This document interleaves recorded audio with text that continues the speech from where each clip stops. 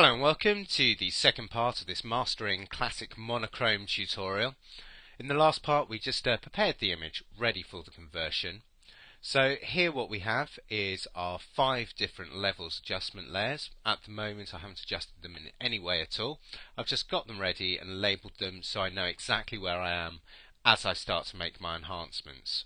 So you'll see I've used sky as the top, going down through mountains, water, bushes and rocks, and those are basically the areas or the regions that I wish to divide this image up and to enhance.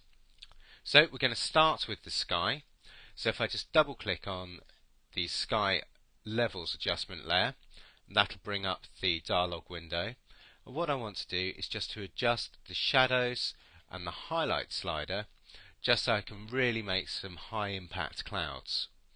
Now we can see from looking at the information within the clouds that we've got quite a lot of white, almost burnt out highlights, so we're not going to actually adjust the highlights slider too much, but if we go down to the shadows and we just start to increase that, you can suddenly see how dark and dramatic the clouds become.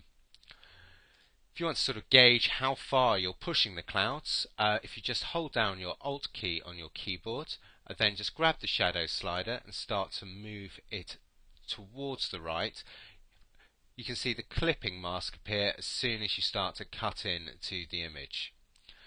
We're going to take that up to about 70. Just release Alt and you can see we've got some really dark, threatening clouds going on now. To apply that, I'll just click OK. And we can now see that we've got our sky region nicely exposed and looking dramatic in sort of classic monochrome. Once we've done that, we want to repeat that process for each of the other layers.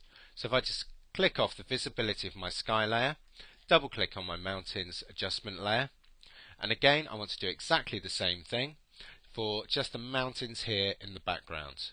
So again I'm just going to hold down Alt so I can see when that region is starting to be clipped,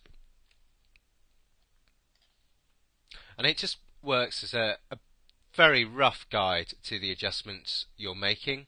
And then you can make any sort of fine tuning just by hand and sort of visually just to check on how things are looking.